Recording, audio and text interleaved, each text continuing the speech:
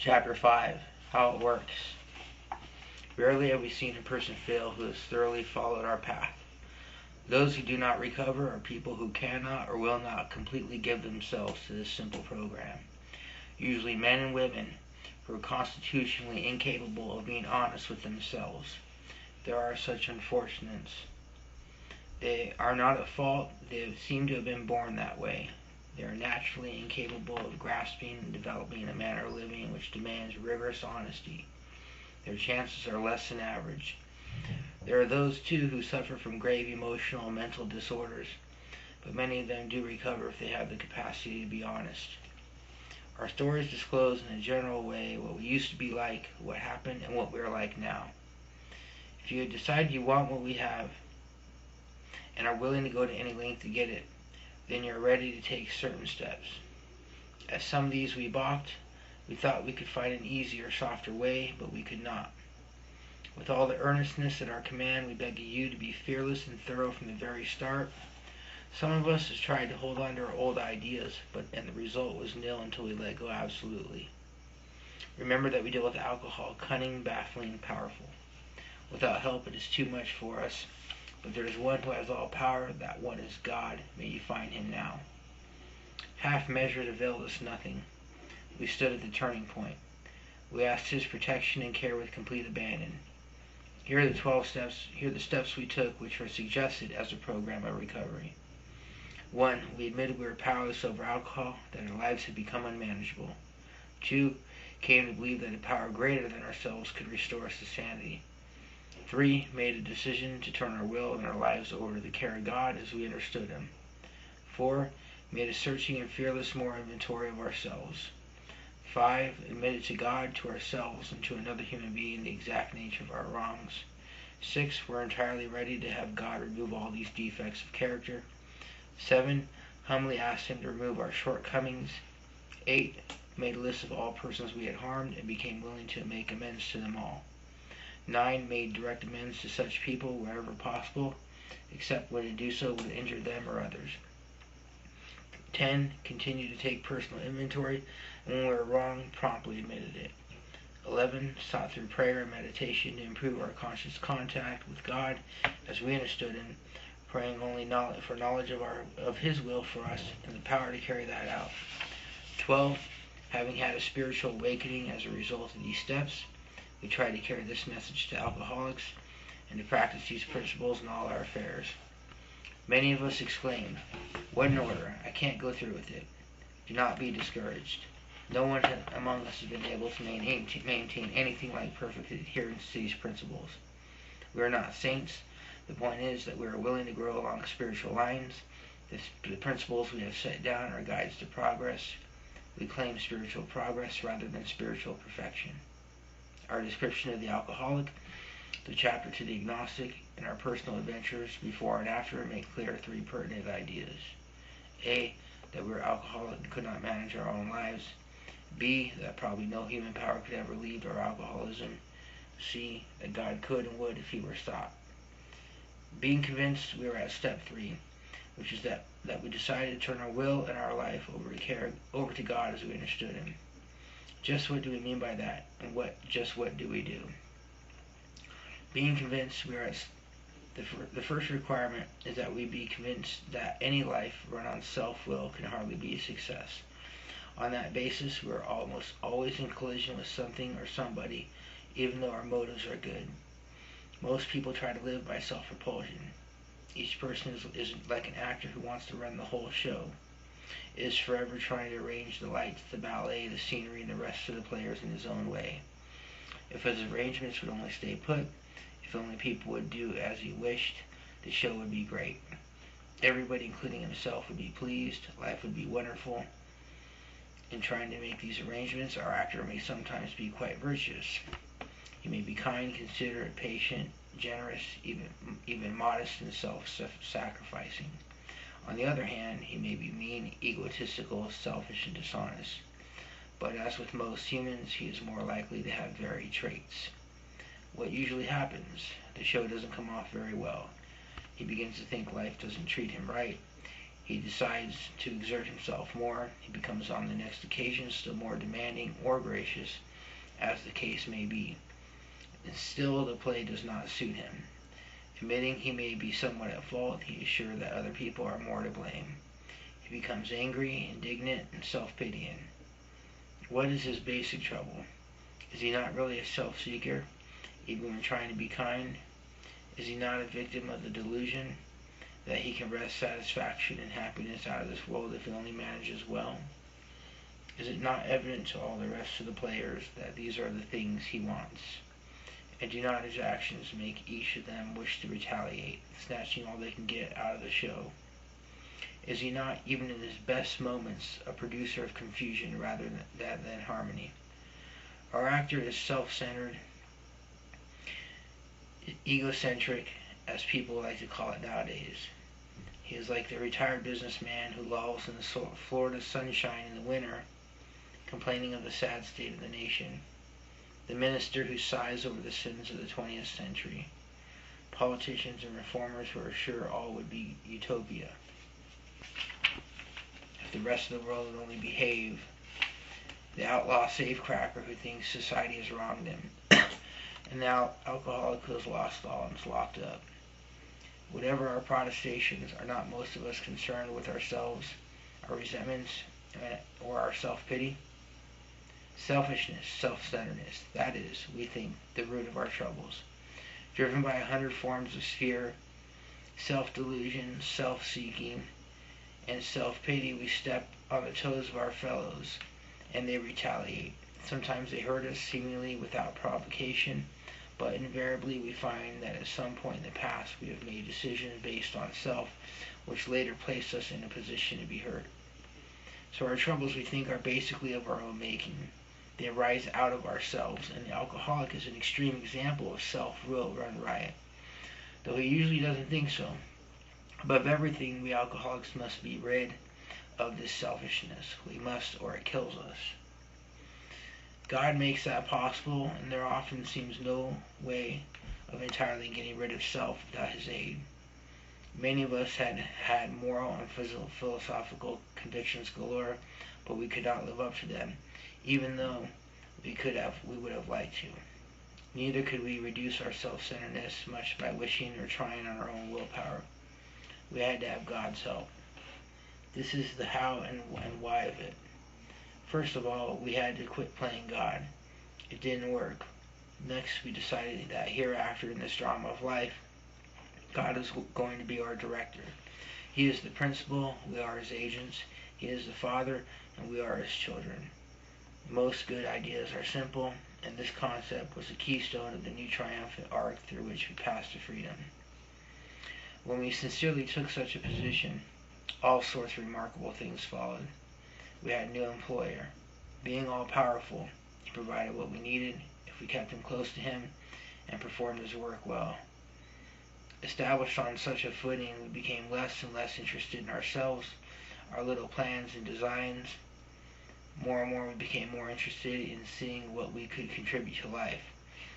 As we felt new power flow in, as we enjoyed peace of mind, as we discovered we could face life successfully, as we became conscious of his presence, we began to lose our fear of today, tomorrow, or the hereafter. We were reborn. We were now at step 3. Many of us said to our Maker as we understood him, God, I offer myself to thee, to build with me and to do with me as thou wilt. Relieve me of the bondage of self, that I may better do thy will. Take away my difficulties, that victory over them may bear witness to those I would help of thy power, thy love, thy way of life. May I do thy will always. We thought well before taking this step, making sure we were ready, that we could at last abandon ourselves utterly to him. We found it very desirable to take this spiritual step with an understanding person, such as our wife, best friend, or spiritual advisor. But it is better to meet God alone than with someone who might misunderstand. The wording was, of course, quite optional so long as we expressed the idea, voicing it without reservation. This was only a beginning, though if honestly and humbly made an effect. aid and effect, sometimes a great one, was felt at once. Next, we launched out on a course of vigorous action, the first step of which is a personal house cleaning, which many of us had never attempted. Though our decision was a vital and crucial step, it could have little permanent effect unless at once followed by a strenuous effort to face and to be rid of the things ourselves which had been blocking us. Our liquor was but a symptom, so we had to get down to causes and conditions. Therefore, we started out upon a personal inventory. This was step 4. A business which takes no regular inventory usually goes broke. Taking a commercial inventory is a fact-finding and fact-facing process. It is an effort to discover the truth about the stock in trade. One object is to disclose damaged or unsalvable goods, to get rid of them promptly and without regret. If the owner of the business is to be successful, he cannot fool himself about values. We did exactly the same thing with our lives. We took stock honestly. First, we searched out the flaws in our makeup which caused our failure. Being convinced that self manifested in various ways was what had defeated us, we considered it as common manifestations. Resentment is the number one offender. It destroys more alcoholics than anything else. From it stem all forms of spiritual disease, for we have been not only mentally and physically ill, we have been spiritually sick. When the spiritual malady is overcome, we straighten out mentally and physically. In dealing with resentments, we set them on paper. We listed people, institutions, or principles with whom we were angry. We asked ourselves why we were angry. In most cases, it was found that our self-esteem, our pocketbooks, our ambitions, our personal relationships, including sex, were hurt or threatened. So we were sore, we were burned up. On our grudge list, we set opposite each name our injuries. Was it our self-esteem, our security, our ambitions, our personal or sex relations which had been interfered with? We are usually as definite as this example. I'm resentful at Mr. Brown. The cause, his attention to my wife. He told my wife of my mistress. Brown may get my job at the office. Affects my sex relations, my self-esteem, fear. Sex relations, self-esteem, fear. Security, self-esteem, fear. Mrs. Jones, she's a nut. She snubbed me. She committed her husband for drinking. He's my friend, she's a gossip. Personal relationships, affects my personal relationships. Self-esteem, fear. I'm resentful at my employer. The cause, unreasonable, unjust, overbearing, threatens to fire me for drinking and padding my expense account. Affects my self-esteem, fear, security. I'm resentful at my wife. Misunderstands and nags. She likes Brown and wants house put in her name. Affects my pride, personal sex relations, security, fear. We went back through our lives, nothing counted but thoroughness and honesty. When we were finished, we considered it carefully. The first thing apparent was that this world and its people were often quite wrong. To conclude that others were wrong was as far as most usual outcome was that people continued to wrong us, and we stayed sore. Sometimes it was remorse, and then we were sore at ourselves. But the more we fought and tried to have our own way, the worse matters got. As in war, the victor only seemed to win. Moments of triumph were short-lived. It is plain that a life which includes deep resentment leads to only futility and unhappiness. To the precise extent that we permit these, do we squander the hours that might have been worthwhile. But with the alcoholic whose hope is the maintenance and growth of a spiritual experience, this business of resentment is infinitely grave. We found that it is fatal, for when harboring such feelings, we shut ourselves off from the sunlight of the Spirit. The insanity of alcohol returns, and we drink again, and with us, to drink is to die. If we were to live, we had to be free of anger. The grouch and the brainstorm were not for us. They may be the dubious luxury of normal men, but for alcoholics, these things are poison. We turned back to the list, for it held the key to the future. We were prepared to look at it from an entirely different angle. We began to see that the world and its people really dominated us. In that state, the wrongdoing of others, fancied or real, had power to actually kill. How could we escape? We saw that these resentments must be mastered, but how? We could not wish them away any more than alcohol. This was our course. We realized that the people who wronged us were perhaps spiritually sick. Though we did not like their symptoms and the way these disturbed us, they, like ourselves, were sick too. We asked God to help us show them the same tolerance, pity, and patience that we would cheerfully grant a sick friend. When a person offended, we said to ourselves, "This is a sick man. How can I be helpful to him? God save me from being angry. Thy will be done." We avoid retaliation or argument. We wouldn't treat sick people that way. If we do, we destroy our chance of being helpful. We cannot be helpful to all people, but at least God will show us how to take a kindly and tolerant view of each and every one. Referring to our list again, putting out our minds the wrongs others have done, we resolutely look for our own mistakes. Where have we been selfish, dishonest, self-seeking, and frightened? Though a situation had not been entirely our fault, we tried to disregard the other person involved entirely. Where we were to blame. The inventory was ours, not the other man's. When we saw our faults, we listed them. We placed them before us in black and white. We admitted our wrongs honestly and were willing to set these matters straight. Notice that the word fear is bracketed alongside the difficulties with Mr. Brown, Mr. Jones, the employer, and the wife. This short word somehow touches about every aspect of our lives. It is an evil and corroding thread. The fabric of our existence was shot through with it.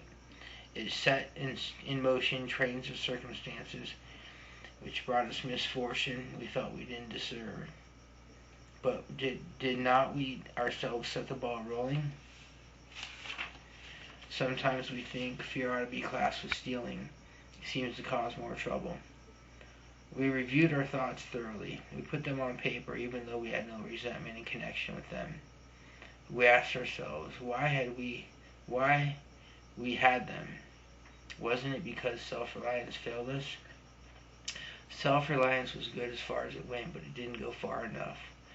Some of us once had great confidence, but it didn't fully solve the fear problem, or any other. When it made us cocky, it was worse.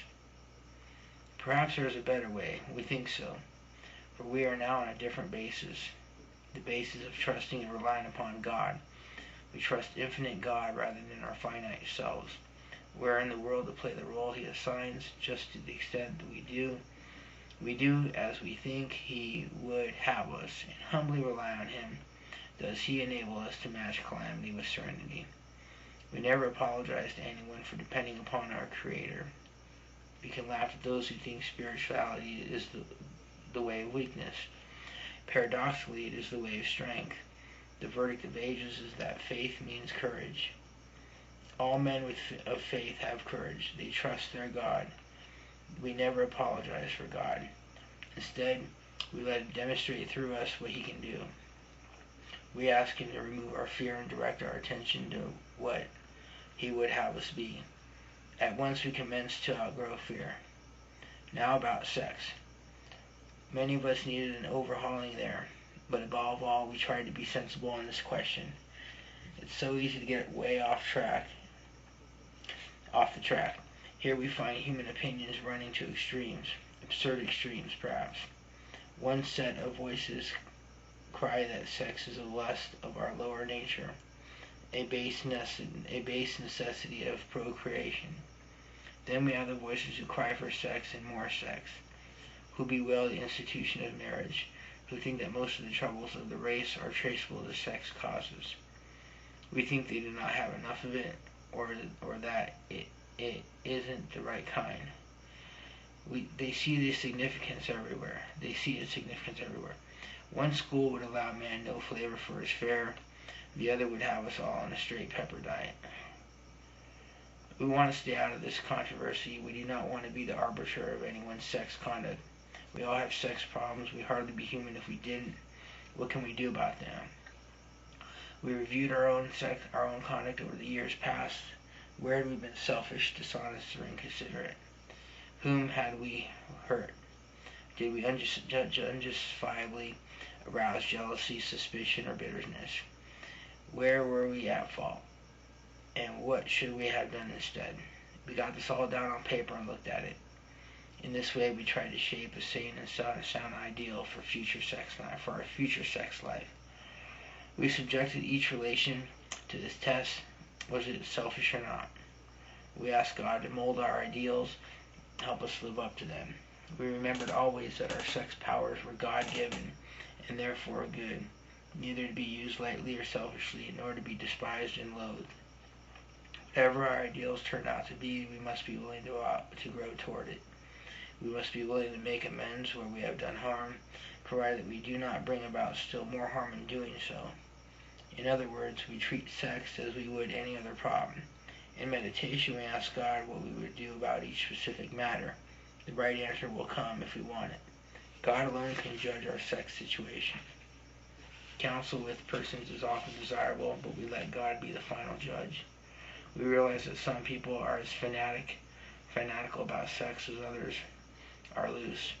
We avoid hysterical thinking or advice. Suppose we fall short of the chosen ideal and stumble. Does this mean we are going to get drunk? Some people tell us so, but this is only a half-truth. It depends on us and our motives. If we are sorry for what we have done and have the honest desire to let God take us to better things, we believe we will be forgiven and will have learned our lesson. If we are not sorry or our conduct continues to harm others and we are quite sure to drink, we are not theorizing. These are facts out of our experience. To sum up about sex, we earnestly pray for the right ideal, for guidance in each questionable situation, for sanity, and for the strength to do the right thing. If sex is very troublesome, we throw ourselves the harder into helping others. We think of their needs and work for them. This takes us out of ourselves. It quiets the imperious urge, when to yield would mean heartache. If we have been thorough about our personal inventory, we have written down a lot. We have listened and analyzed our resentments. We have begun to comprehend their futility and their fatality. We have commenced to see their terrible destructiveness. We have begun to learn tolerance, patience, and goodwill toward all men, even our enemies, for we look on them as sick people. We have listed the people we have hurt by our conduct and are willing to straighten out the past if we can. In this book, you read again and again that faith did for us what we could not do for ourselves. We hope you are convinced now that God can recover whatever self-will has blocked you off from Him. If you have already made a decision and an inventory of your growths or handicaps, you have made a good beginning. That being so, you have swallowed and digested some big chunks of truth about yourself.